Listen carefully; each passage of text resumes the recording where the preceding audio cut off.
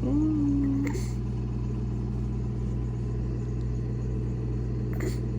Antok ka. Matay ka ba? Matay ka? Tumatay ka eh. Tumatay ka.